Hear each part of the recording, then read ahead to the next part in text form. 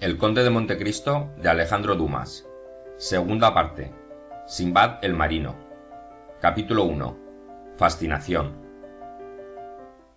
El sol había recorrido ya la tercera parte de su carrera y sus ardientes rayos quebrábanse en las rocas que parecían sentir su calor. Miles de cigarras ocultas entre el ramaje producían su monótono chirrido. Las hojas de los mirtos y de los acebuches se mecían temblorosas, produciendo un sonido casi metálico. Cada paso que daba Edmundo en la roca calcinada ahuyentaba una turba de lagartos, verdes como la esmeralda. Las cabras salvajes, que atraen tal vez cazadores a Montecristo, se veían a lo lejos saltar por los despeñaderos. La isla, en resumen, estaba habitada y viva, y Dantes, sin embargo, se sentía solo bajo la mano de Dios. Sentía una extraña emoción, muy parecida al miedo. Era esa desconfianza que inspira la luz del día, haciéndonos creer, aun en medio del desierto, que nos miran atentamente unos ojos escrutadores. Era tan fuerte esta emoción que al ir a emprender Edmundo su tarea, soltó la azada, cogió su fusil y subió por última vez a la roca más elevada de la isla, para examinar con nuevo cuidado sus contornos.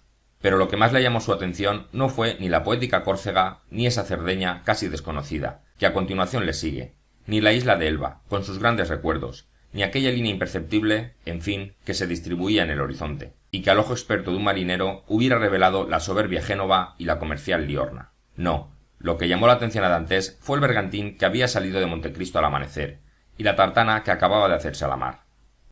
El bergantín estaba a punto de perderse de vista en el estrecho de Bonifacio.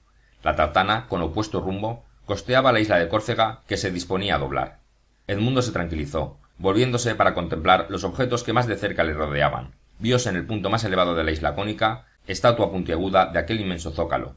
Ni un hombre, ni una barca en torno suyo, nada más que el mar azulado que batía la base de la isla, adornándola con un cinturón de plata. Entonces bajó con paso rápido, aunque precavido. En tal ocasión temía que le sucediera un accidente como el que con tanta habilidad había fingido. Como hemos dicho, Dantes había retrocedido en el camino indicado por las señales hechas en las rocas, y había visto que este camino guiaba a una especie de ancón oculto como el baño de una ninfa de la antigüedad. La entrada era bastante ancha, y por el centro tenía bastante profundidad para que pudiese anclar en él un pequeño buque de guerra y permanecer oculto. De este modo, siguiendo el hilo de las inducciones, ese hilo, que en manos del abate Faría era un guía tan seguro y tan ingenioso en el dédalo de las probabilidades, se le ocurrió que el cardenal Espada, conviniéndole no ser visto, había abordado a este ancón, y ocultando allí su barco, había tomado luego el camino que las señales indicaban, para esconder su tesoro en el extremo de esa línea. Esta suposición era la que llevaba a Dantes junto a la roca circular. Solamente una cosa le inquietaba, por ser opuesta a sus conocimientos sobre dinámica. ¿Cómo habían podido, sin emplear fuerzas considerables, levantar aquella enorme roca? De repente se le ocurrió una idea. En vez de subirla, dijo, la habrán hecho bajar.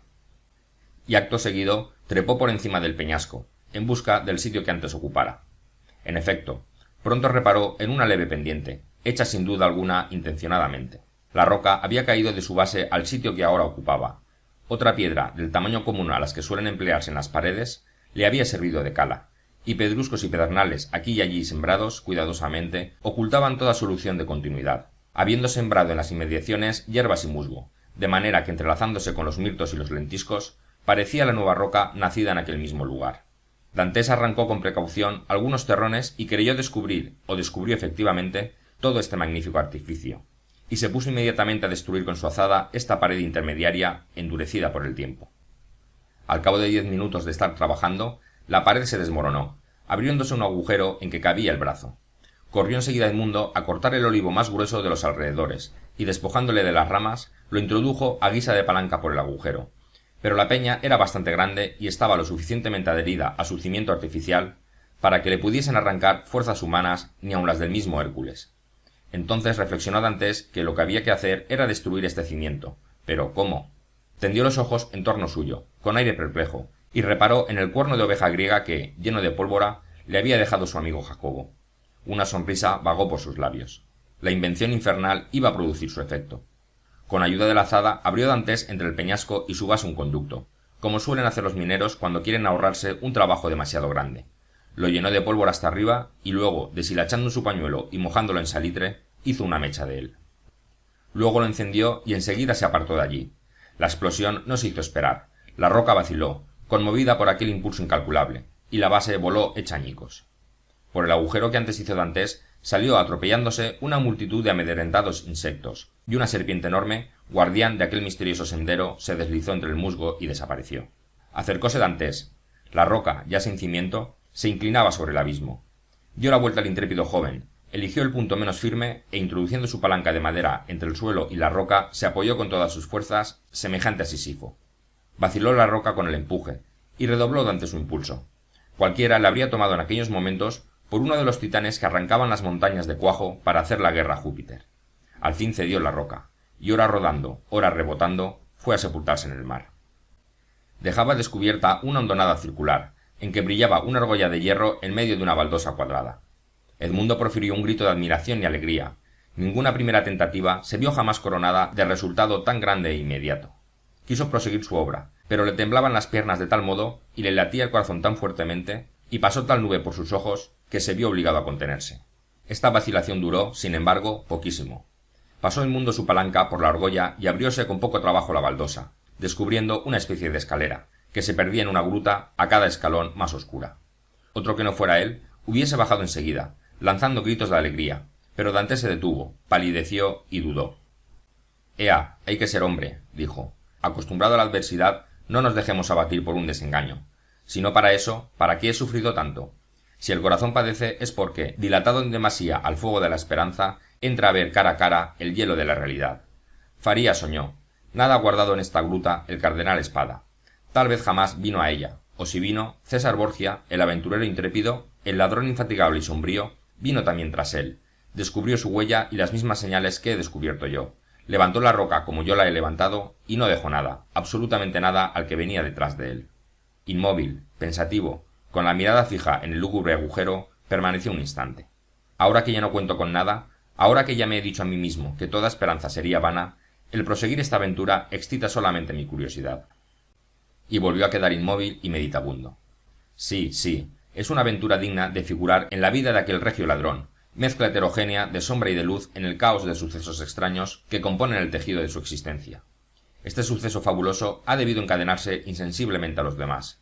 Sí, Borgia ha venido aquí una noche, con una antorcha en una mano y la espada en la otra, mientras a 20 pasos de él, quizá junto a esta roca, dos esbirros amenazadores espiaban la tierra, el aire y el mar, mientras su dueño entraba, como voy a entrar yo, ahuyentando las tinieblas con agitar la antorcha en su temible brazo.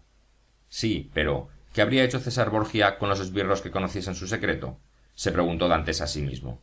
Lo que hicieron con los enterradores de Alarico, se respondió, que los enterraron con el enterrado. Sin embargo, prosiguió Dantés, en caso de haber venido se habría contentado con apoderarse del tesoro. Borgia, el hombre que comparaba la Italia a una alcachofa que se iba comiendo hoja por hoja, sabía muy bien cuánto vale el tiempo, para haber perdido el suyo volviendo a colocar la roca sobre su base. Bajemos. Y bajó con la sonrisa de la duda en los labios, murmurando estas últimas palabras de la humana sabiduría. ¿Quién sabe? Pero en vez de las tinieblas que creía encontrar, en vez de una atmósfera opaca y enrarecida, halló Dantés una luz suave, azulada. Ella y el aire penetraban no solamente por el agujero que él acababa de abrir, sino también por las hendiduras imperceptibles de las rocas, a través de las cuales se veía el cielo y las ramas juguetonas de las verdes encinas. A los pocos momentos de su permanencia en esta gruta, cuyo ambiente, más bien templado que húmedo, antes aromático que nauseabundo, era a la temperatura de la isla lo que el resplandor al sol. A los pocos instantes, Dantés, que estaba acostumbrado a la oscuridad, como ya hemos dicho, pudo reconocer hasta los más ocultos rincones. La gruta era de granito, cuyas facetas relucían como diamantes. «¡Ay!», dijo sonriéndose al verlas. «Estos son seguramente los tesoros que ha dejado el cardenal», y el buen abate, que veía en sueños las paredes resplandecientes, se alimentó de quimeras. Mas no por esto dejaba de recordar el testamento que sabía de memoria. «En el ángulo más lejano de la segunda gruta», decía. Dantés sólo había penetrado en la primera, era pues necesario buscar la entrada de la segunda.